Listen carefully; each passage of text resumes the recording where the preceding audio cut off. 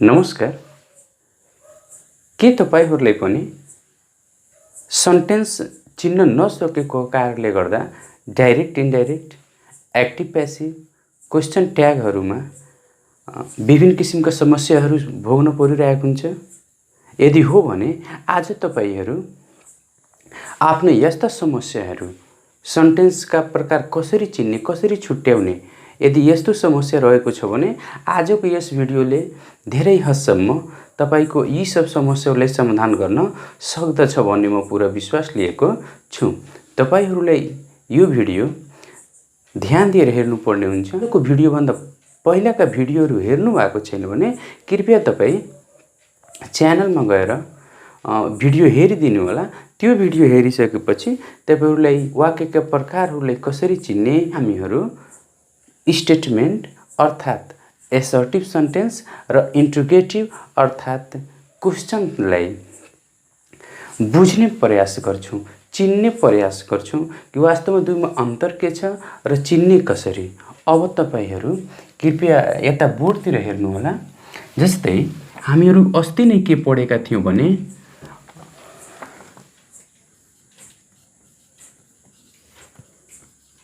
Statement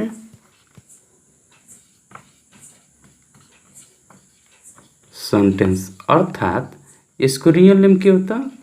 assertive sentence. त्यस्तै अर्को हामी पढेका थियौं क्वेशन र यसको रियल नेम के हो त?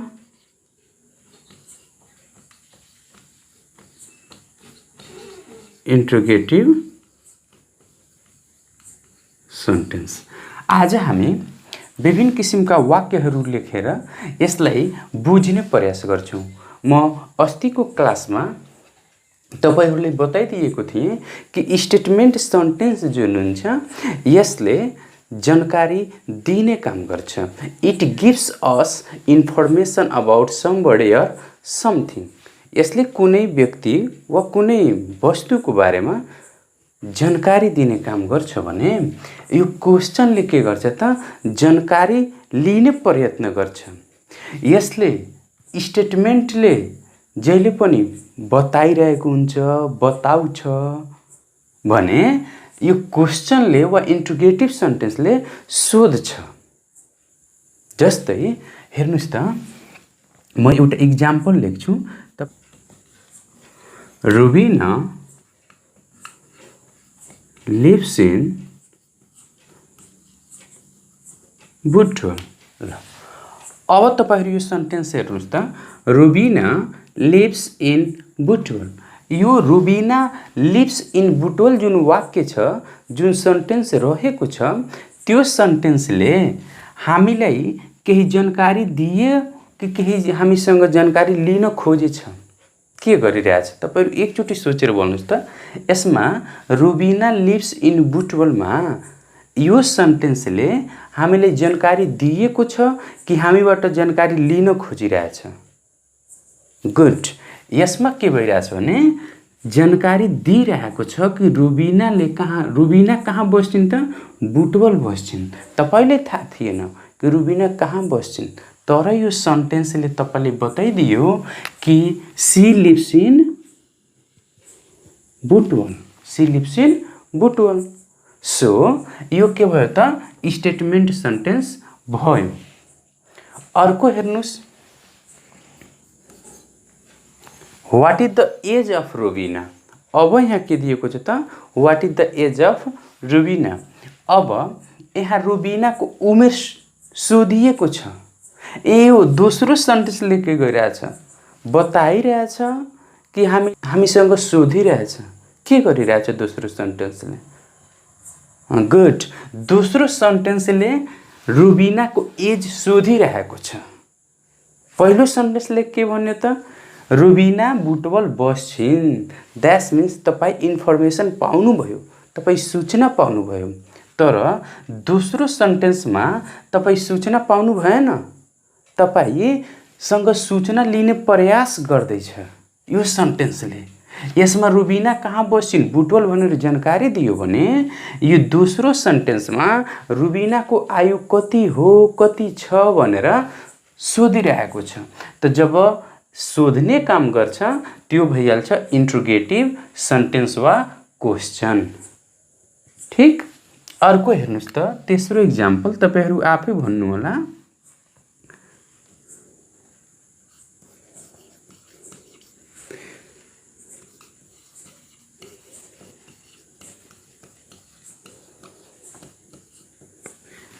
They read in class 10। अब दे रीड इन क्लास 10 यो हामीसँग जानकारी लिन खोजिरहेको छ कि हामीले जानकारी दिएको छ, के गरेको छ त भन्नुस् त। यसले हामीले जानकारी दिएको छ कि तिनीहरू कक्षा 10 मा पढ्छन्। त यसले इन्फर्मेसन हामीले दियो, त्यही भएर यो पनि स्टेटमेन्ट सेन्टेन्स वा एसर्टिभ सेन्टेन्स अन्तर्गत जान्छ। त्यस्तै अर्को हेर्नुस् त, Nepal is a landlocked country. यसमा यो सेन्टेन्सले तपाईलाई जानकारी दिएको छ कि तपाईसँग जानकारी लिन खोजिरहेको छ, के गरिरहेछ त। यो सेन्टेन्सलाई हेर्नुस् त, Nepal is a landlocked country. Nepal एक भूपरिवेष्टित राष्ट्र हो, चारैतिरबाट जमिनले घेरेको छ भनेर यसले के गर्यो त बतायो। त यसले हामीले बतायो न कि हामीबाट सोध्यो। त यदि यसले हामीले बतायो त यो पनि के भइहाल्यो त स्टेटमेन्ट सेन्टेन्स वा एसर्टिभ सेन्टेन्स। सिम्पल कुरा छ, यदि कुनै वाक्यले हामीले जानकारी दिन्छ त त्यो भइहाल्छ स्टेटमेन्ट सेन्टेन्स वा एसर्टिभ सेन्टेन्स। यदि कुनै सेन्टेन्सले हामीबाट जानकारी लिने प्रयास गर्छ, हामीसँग सोध्छ त त्यो भइहाल्छ क्वेशन वा इन्ट्रोगेटिभ सेन्टेन्स। त Nepal is a landlocked country यो के भइहाल्यो त स्टेटमेन्ट सेन्टेन्स भइहाल्यो। अब तपाई अर्को सेन्टेन्स हेर्नुस् त,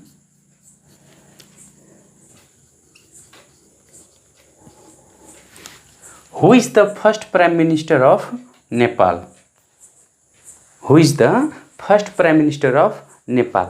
अब यो सेन्टेन्सले के गरिरहेछ, सोधिरहेछ कि बताइरहेको छ। या अफ कोर्स यो सेन्टेन्सले पनि हामीसँग सोध्ने काम गरिरहेको छ। त सोधिरहेको छ, त्यही भएर यो पनि के भइहाल्यो त क्वेशन भइहाल्यो। त एउटा कुरा के बुझ्नुस्, म फेरि भन्न चाहन्छु, अब यो पढिसकेपछि हामीले जानेको हुनुपर्छ। कुनै किसिमको हामीभित्र कन्फ्युजन हुन परेन केमा त स्टेटमेन्ट र क्वेशनमा। यदि हामीले बताउँछ जानकारी दिन्छ त त्यो भइहाल्छ स्टेटमेन्ट सेन्टेन्स, र यदि हामीबाट सोध्ने काम गर्छ त त्यो भइहाल्छ क्वेशन वा इन्ट्रोगेटिभ सेन्टेन्स। अर्को पनि तरिका छ जुन तरिकाबाट पनि तपाईहरु चिन्न सक्नुहुन्छ, तर त्यो 100% विश्वसनीय तरिका हैन।